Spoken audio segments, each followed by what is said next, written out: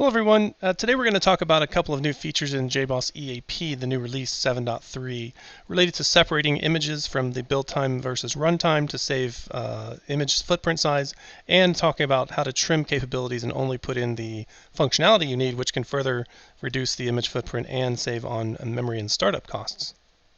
So the first one we'll start with is separate builder images, and this diagram kind of shows you how that works. The initial builder image is used to build the application, and then the result of that is then combined with the runtime image, which is much smaller, to produce the final application runtime container image.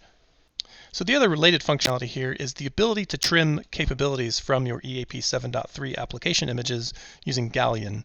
And the way you do this is you specify what you want in your application through a layer specification. So you specify a name like JaxRS-server, and then you'll get the corresponding functionality in that base layer. You can also add on additional layers through decorators, which provide enhanced functionality for different use cases. You can also create custom layers and package and deploy those as well to do things like shipping proprietary database drivers or something else along those lines. So going back to our previous diagram, you can see how this works. There's a set of decorators, a set of base layers, and then the same build process as before, where you, in this case, it will be specifying which layers you want. Then those are used during the build process, but it results in an even smaller image because you're only including the functionality of those layers instead of including, all of the functionality that you did in previous versions or when you're building without Galleon. So you can get quite a bit of savings here, and let's take a look at the demo. So the first thing we're going to do, as per the documentation, is add a new EAP 7.3 image templates to our OpenShift deployment here. So we'll add a number of templates for creating basic images, images with SSO support, transaction recovery images. These are OpenShift templates that you can use to then produce applications based on those templates, and they provide the build process, which incorporates the two different builder images that you saw earlier. So I've added my templates, and I'm just going to make sure they're there. I'll just list all the templates for EAP 7.3 in my OpenShift application container platform, and there they are. You can see them there. So we're going to go ahead and use these to deploy some applications. So I switched over to my OpenShift console, and I'm going to go ahead and create a new project in order to house the demo application. So I'll just call it demo. We'll give it a nice display name, and it'll be empty, and we're going to go ahead and add some apps to it. So we'll switch to the developer view in OpenShift and start adding our apps. So the first one we're going to add is from the EAP 7.2 template, so we can contrast that with 7.3. So we'll go ahead and pick the EAP 7.2 basic application, keep all the values the same, except we'll give it a different name so we can identify it. And this will use the default settings for a Hello World JBoss EAP 7.2 application. And so while that's spinning up, we'll go ahead and add a couple more. Actually, I'm going to label it first. We'll just give it a nice label. So instead of using the generic out-of-the-box OpenShift logo, we'll use the JBoss logo here. So a simple label here on the deployment, and it will label it for us. So you can see it here in the developer console in the topology. So now let's add a 7.3 application. So we'll do the same process, but we're going to add 7.3 now. Again, we'll use the same default settings for a Hello World JBoss EAP 7.3 application. We'll give it a different name, EAP 7.3 app, so we can distinguish it from 7.2. Again, using all the same default values. We're not going to put anything in the Galleon layers yet. We'll do that in the next app, but we'll leave this the same and then deploy that, and we'll be able to see exactly the differences between 7.2 and 7.3 out of the box. So that one then's going to spin up. We'll go ahead and give that one a label as well, so it looks nicer on the developer console. There's a number of different labels you can use for different runtime types, and sometimes it automatically gets set, and in fact it might do that in the near future. But for now, we'll just do it manually here and give it a nice label.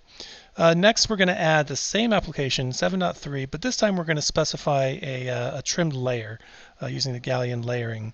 So again, instantiate template, default values. We'll give it a different name to identify it as our trimmed image with Galleon in it. And here we're going to, in the Galleon layers, we'll give it a name of Cloud Server. And this is going to bring in a number of different capabilities like RESTful API capabilities with JaxRS, as well as some microprofile APIs, and we'll deploy that. So now the third application should come up.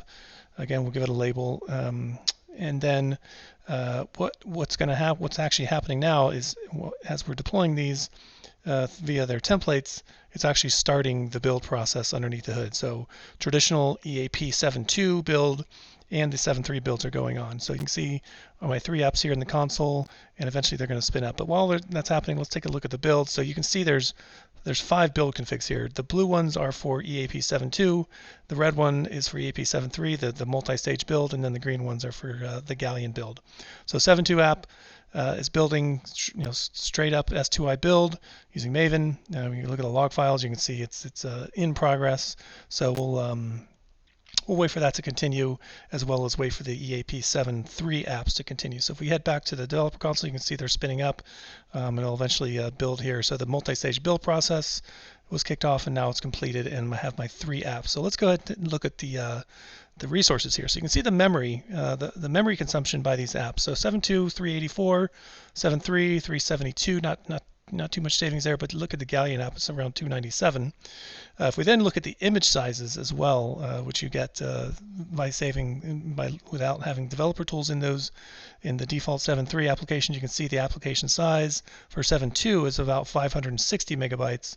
If we then look at the 7.3 out-of-the-box application, not using the trimming capabilities, but just the out-of-the-box separation of runtime image, you can see we're down to around 370. So that's quite a bit of savings there right out of the box without changing anything in my application or doing anything differently than using the default out of the box. If we look at then the Galleon image, we can see even better savings, 273, because of that trimming.